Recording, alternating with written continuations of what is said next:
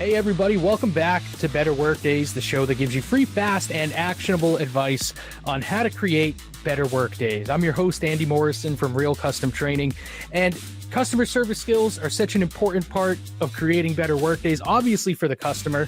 That's how we usually think about it, but there's customer service skills that you can use to create better workdays for yourself as well. I am not going to tell you all about those skills in this episode. I actually have a special guest to do so. My guest is Heather Butterworth. Heather's one of our instructors at Real Custom Training. And in addition to our leadership, supervisory, management, development workshops, Heather has really helped us carve out some programming with more of a customer service orientation and some sales-orientated training, because that's her area of expertise. And this fall in our Putnam Training Center, Heather's launching a new 2-part workshop for companies here in Northeastern Connecticut. And the workshop's called Keeping Your Cool in Customer Service. And I thought, you know what? Let's promote the workshop, but also give the Better Workdays audience a slice of the workshop. So this episode is all about keeping your cool in customer service. We're going to tell you about that workshop, but more importantly, Heather's going to share with you some of the insights and tips and tools so that whether you come take that workshop with us or not, at the end of this episode, you'll be better able to keep your cool in customer service. So here to help us out on this episode of Better Workdays, please join me in welcoming Heather Butterworth. Hi, Heather. Hey, how are you? I'm good. How are you? I'm good. We had the viewers don't know, we just had about 40 minutes of technical issues, 25 of which was us thinking it was you, and then me, of course, realizing, nope, it's me. But I am recording, Heather. Can you imagine if after all that I forgot to hit record? That would have been disastrous. You've never done that before. It's never been an issue. So I appreciate that you said we've never done that, because it's definitely me, but I appreciate that. Team player. Yeah. So I didn't give your history in your introduction, your professional history, because I thought if you gave it, it would give people kind of the background, your professional background, and why you're in such a unique and fortunate for us position to help Real Custom Training start getting into customer service training for folks. Perfect. Yeah, I've never had a job that wasn't in customer service since the earliest days, 14, 15 years old. I've always worked in that. My professional career got started off as a hairdresser, where it is essential that you keep the people happy so they keep coming back. So, I might manage 200, 220 clients at any given time, and I have to be able to cater to the specific needs of whoever's in my chair at any given moment. So that kind of really spearheaded some things moving in terms of customer service. But then I'm also in leadership. I'm an education director for a global beauty brand here in North America, and I have teammates that work underneath me. And once I realized that the customer service skills translate not only to a customer, but also the people that work for you, things really started to change. So I have fallen in love with emotional intelligence and how we can kind of fuse that into customer service or even just relations in the workplace. And I find that this fits into this groove remarkably well. Yeah, and we've been so lucky to have you helping us out with customer service training. I was just looking at the evaluations from when you first did this workshop, Keeping Your Cool in Customer Service. The original version we ran for a local insurance company. And I was taking a look at the evaluations that they sent in, the evaluations the participants filled out. And they said, some of them mentioned emotional intelligence, especially said it's going to help me be more empathetic with my customers, going to help me put myself in their shoes more. So you've really brought a very valuable area of training to us. Good. And so on the topic of keeping your cool in customer service, why is that the focus of the workshop? Why is it so important in customer service for people to be able to, quote unquote, keep their cool? Well, I think when you take on a job that's in customer service, essentially what you're doing is you're committing to being the face and the reputation of a company. So it is essential that you're able to keep your cool in situations because at the end of the day, you are branded as the company. And I always explain it like, and I know you've done this too. You go to Dunkin' Donuts, you place your order. This is not to hate on Dunkin' Donuts, right? But you go, you No. place your order, you get 5 minutes down the road, you take a sip, and you're like, why do I keep coming here? Dunkin' screws up my order every time. You never say, Sarah at the drive-through screws up my order every single time. You always generalize it as the company as a whole can't get it right.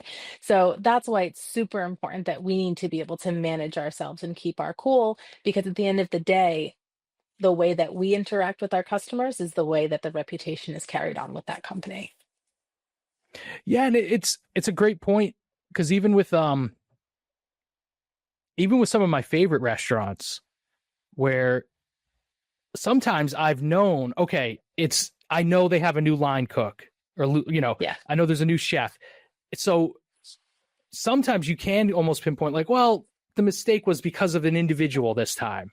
Right. But even then you're right in the sense that the amount of rope you'll give them is only so long before you say, well, Mhm. I love the place. Like, I'm sorry you guys hired someone and they don't apparently seem to be up Yeah. to snuff, but like, I'm going to give the joint down the road a shot this week because you guys have Yeah. messed it up the past 3 times. So yeah, even in the most forgiving of circumstances, it's not carte blanche to be making mistakes forever. People, even your most loyal customers are eventually going to hit a point of saying, sorry guys, but I just can't keep doing it. Exactly. And I think, I mean, businesses want repeat business. That's how we stay in business. So even for you knowing that it's a line cook issue, you've already fallen in love with the establishment. You've already going back, you've committed to that. We don't always get the opportunity of having repeat business within the first three exchanges of customer service. So that's why it's so, so crucial, to set that good precedent forward in a consistent way that people will give us grace when things don't go well. But Yeah. nowadays, it's really hard to get people to be that patient. Um, you mentioned nowadays it's hard along those lines of nowadays. Hmm. Has it gotten harder since COVID to be in customer service? Like, have we gotten meaner as a Okay. society when it comes to dealing with people in service roles, or is that just A hundred anecdotally? I percent. feel like that's what I've seen, but do you see that? 100%. Since COVID, a lot of things went to automated. And I think that people, once things went back to in person, people have forgotten that the people on the receiving end of things are actual humans that have actual emotions and worries and concerns. So I think that was a huge thing. I think just with the increased use of all generations at this point using things like social media, instant gratification is huge, and we forget that when you're in a customer facing position, it is not always possible to get instant gratification. So I think since COVID in particular, customer service has gotten increasingly difficult. As people have more stress in their lives, they have less tolerance to deal with external people in their lives. So absolutely. And the customer service reps, they're not exempt from that either. They've got more stress Now. in their lives too, so it's going to be harder for them to um, keep that smile on their face when a customer is kind of giving them an undue hard time. Absolutely. And I think for them, a lot of times businesses are focused on quantity, not always quality. So, in their mind, they're like, but I've got to be able to answer this many calls in X amount of time. And you're like, but I can't give everyone good service if I can't spend the time. So people often find themselves kind of in a flux there where they're not exactly sure what to do. But this workshop gives you tools that you can implement that don't take a lot of time, that make those interactions of more quality. Yeah, so let's talk about what are some of the tools that even if someone listens to this episode, what are some of the tools they could walk away from the episode ready to apply or learn more about? Hopefully they're enticed if they're in northeastern Connecticut to come take the workshop this fall with us. But what are some of the tools that anybody listening can implement as well? Yeah, for sure, active listening. Without implementing active listening into your everyday interactions with customers, you will not be able to give adequate resolution to anything. And when we're able to actively listen and stay in that box instead of rolling into emotion, our brain stays in logic longer, and we can kind of separate ourselves from the anger that a customer has and instead speak with ways that we can give them actual help. Another thing is this workshop really helps people to understand and be able to speak and convey information with a lot of confidence. It's proven that customers feel that you're able to help them in a situation if the person on the other end of the phone is holding themselves with a high level of confidence. If they are lacking in that confidence, wavering, feeling insecure about, the discussion, the customer actually has very little faith that they'll be actually able to fix the problem. So we'll talk a lot about that as well. We'll also talk about, more importantly, self-awareness. We have to understand that when we're in this position of customer service, what are the things that actually trigger us? Once we can identify what those things are, we can really start working on them and kind of taking them down bit by bit. And the number one thing that comes, and you've already said it, is empathy. So even when bombs are being tossed at us from all angles, we really have to give ourselves an opportunity to put ourselves in their shoes. And I know this is easier said than done, but we definitely go into breaking down root causes of emotions and how emotions are actually different from each other. And that absolutely will help lead how you address conflict. Because I think with empathy, sometimes we might confuse it with excusing behavior. 100%. And it's actually more about trying to explain it. So even as you said, if a customer's throwing a bomb at you, it's not excusing it, but it's saying, why might they be doing that? What might be going on with them that's leading them to they got to be getting something out of this behavior. No one does anything unless they're getting something out of it. What are they getting out of talking down to me or being rude to me or yelling at me? And and then that empathy can I think could help you then not meet them with the same type of behavior. Stick to your own standards of how you want to act towards people. Right. And a lot of this comes from when customers, on the phone or they're in person and they're upset about something. It's it's rarely ever what you've done personally, right? It's actually what limits or stops them from doing what they are trying to achieve, which is the root cause of their frustration. So, for instance, if you were working in production and somebody was reaching out for a part, whatever, you've made a promise to this person, you go to the person that supplies things for you, and they've dropped the ball. I'm frustrated now that I look bad when I have to go back to my customer. So when I'm on the phone with that, warehouse ranting and raving about how upset I am, it's my frustration is not because I don't have the product. My frustration is that now I look flaky to my customers. Mm-hmm. So really it's being able to identify what is lost when it comes to a customer's frustration. So that helps a ton. That's where empathy is going to be the lead role. Do you find sometimes that problematic or particularly like very angry customers are they sometimes seeking empathy? Is that what they're kind of trying to get from the customer service rep, but like a recognition of the real problem? Do you think consciously or not that's what they're after? Because I know for myself, there have been times where a customer service rep has empathized with my situation. Like I had to get my cell phone replaced, and it was a really long, arduous process. And so I was trying to be polite, but I was really frustrated. And one rep said, "Mr. Morrison, I know what it's like not to have your phone. I know this must have been a tough few days." And I was like, "Thank you, man. Like, yes, somebody gets it." And I remember literally could feel like, oh, I'm not as pissed off right now. And it just took that expression of empathy. Yeah, 100%. I mean, people just want to be seen. People just want to be heard. People just want to say, yes, you are validated in your frustrations. I mean, we do that even from any relationship standpoint, not, away from customer service in general. We just want to be seen and heard by people. And if we can identify that what they're going through is frustration, we also on our end naturally aid to help them more to stop it, because suddenly you've made this person a real person. So if someone's super angry, can empathy diffuse it to say, whether you agree with them or not, whether even if you're thinking this is a really dumb minor thing to be angry about, but rather than try to argue that point, can it diffuse them to say, hey, I can see that you're really bothered by this, and I'm sorry about that?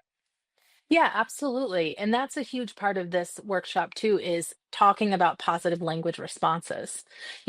If somebody said to you, Annie, when you're at the store, "Hey, sorry to keep you waiting," it comes across as like, "Yeah, I know this is super annoying." But if he instead came out and said, "Andy, you've been really patient.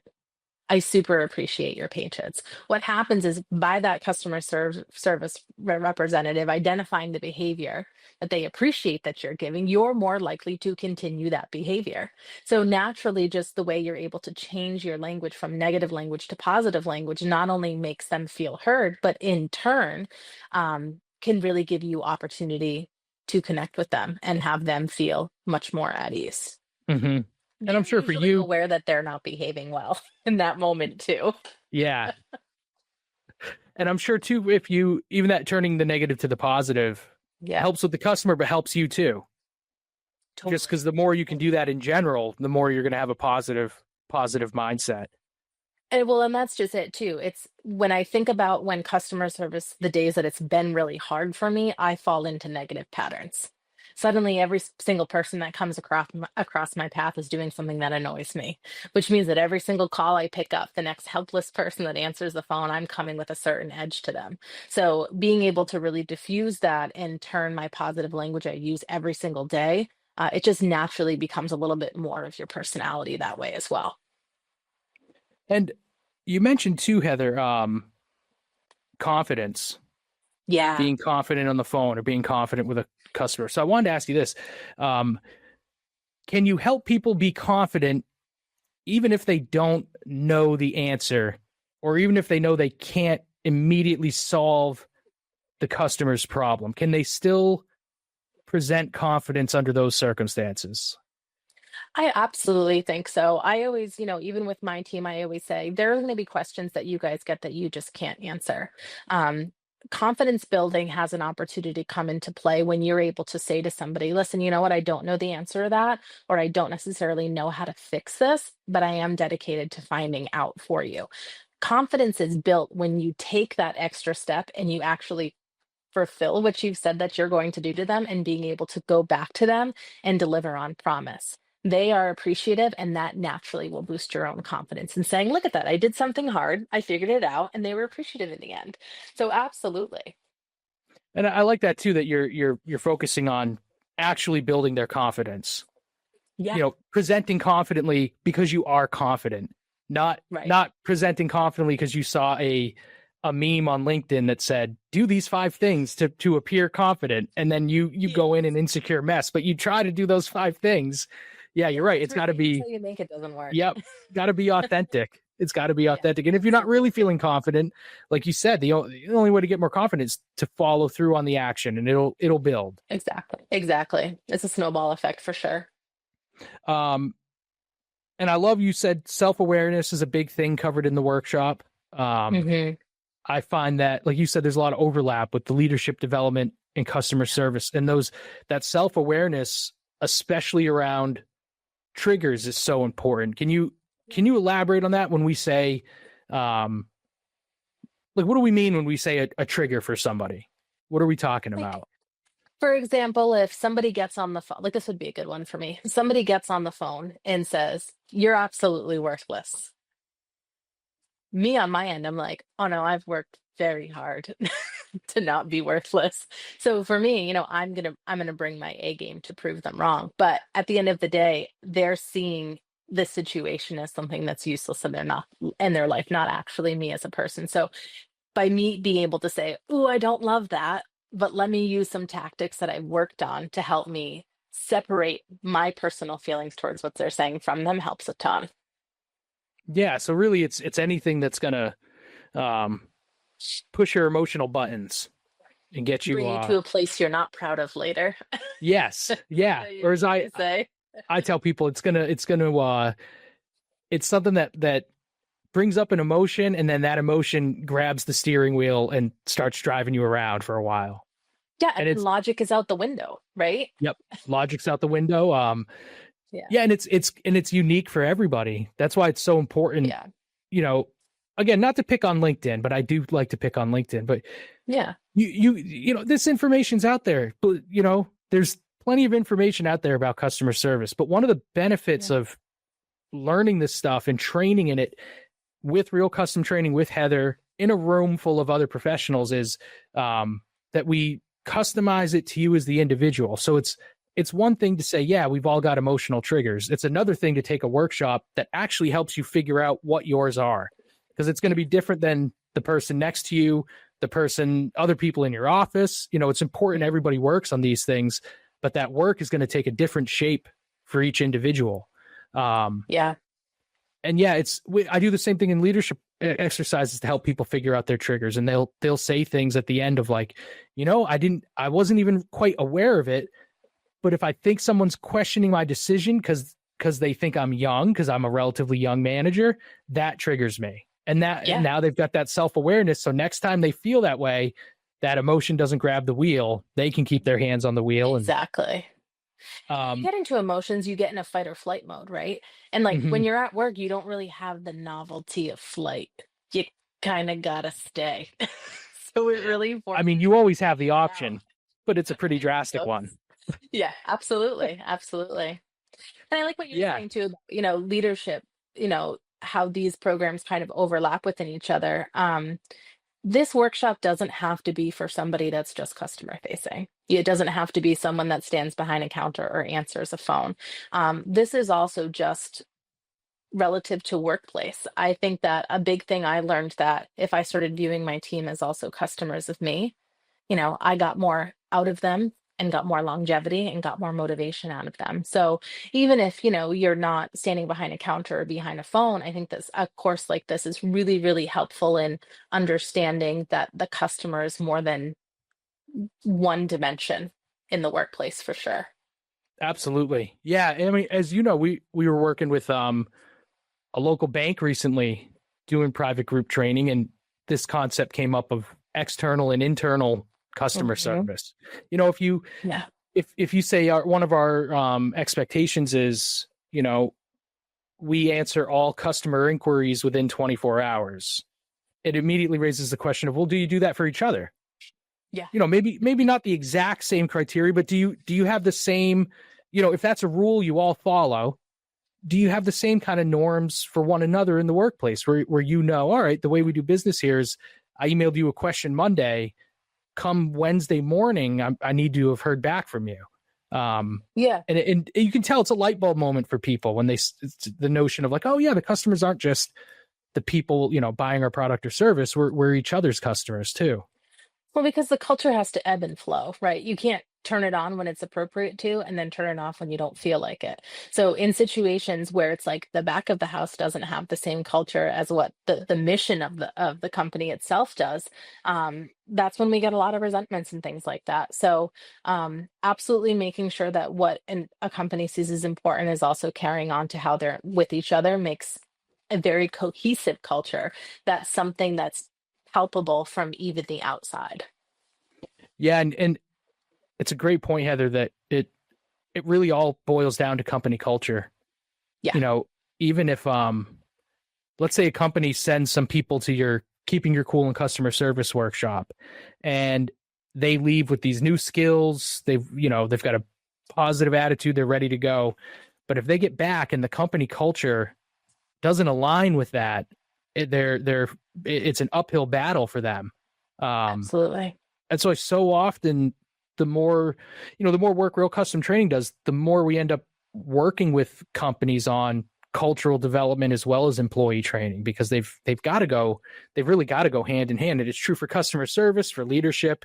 You can train people in certain areas, give them certain skills, but if your organizational culture isn't supporting those things, Mhm. chances are that employee's not going to be able to utilize those skills that you just paid for them to develop. And they may likely say to themselves, I want to go somewhere where it seems like these skills and ways of doing things are more valued than they are here.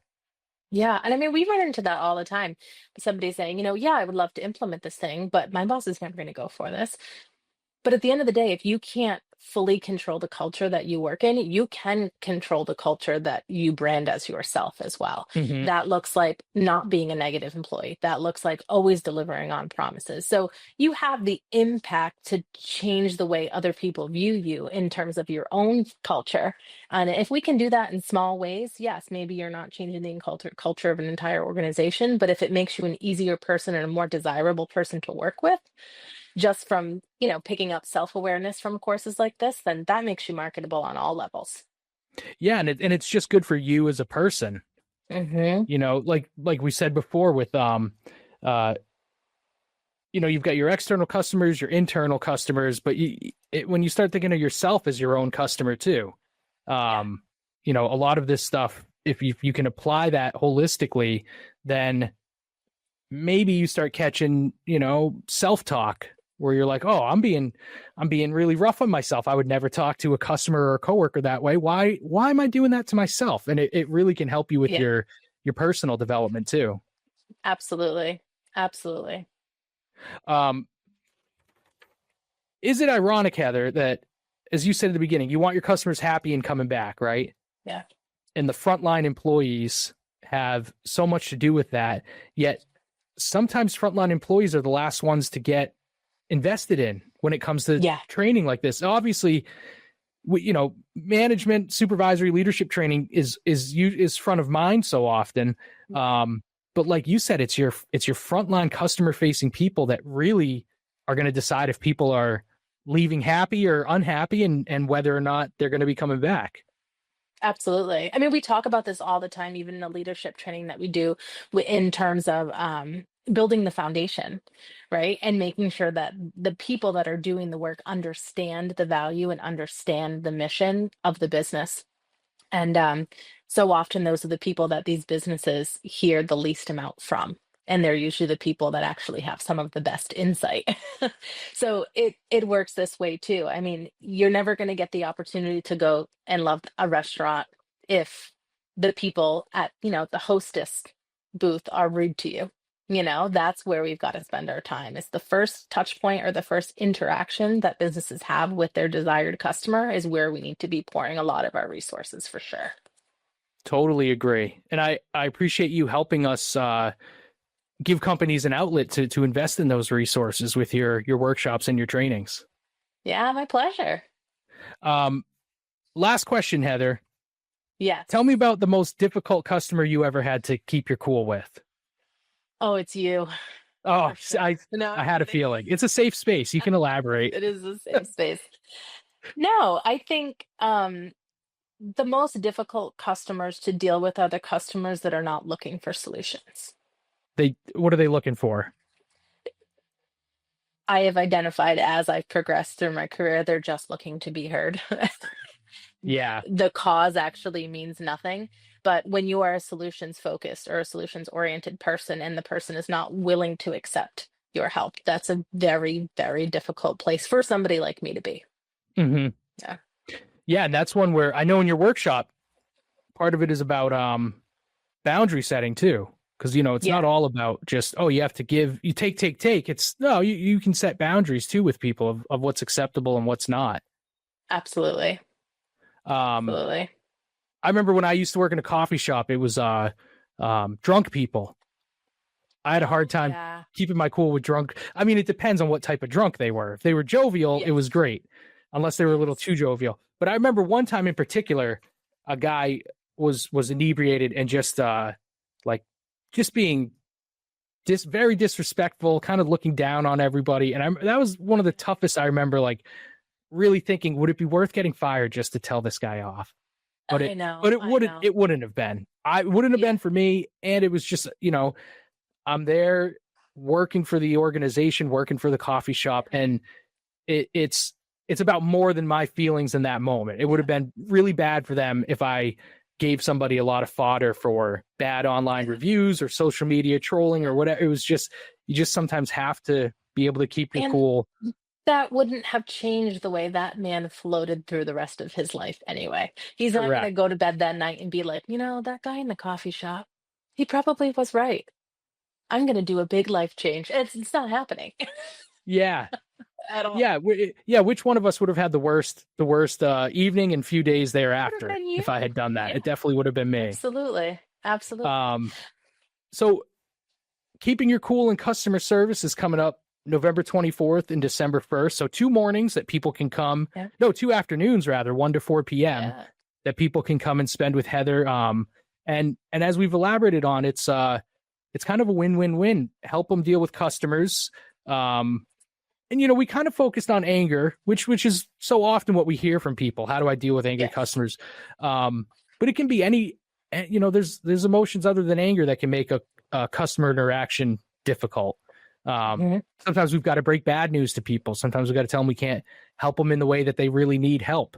So any sort of, the emotional tough stuff in customer service, this workshop can really give you some tools to deal with. Absolutely. So check it out online, everybody. It's at realcustomtraining.com. People can come spend 2 afternoons with Heather. And as I said, we've run this workshop for other companies before, and it's gotten rave reviews. So hopefully the tips today can be helpful for you in terms of keeping your cool in a customer service role. And if you want to do a deep dive and really start building those skills, check out the workshop, Keeping Your Cool in Customer Service, at realcustomtraining.com. All right, well, Heather. And we hope to see you.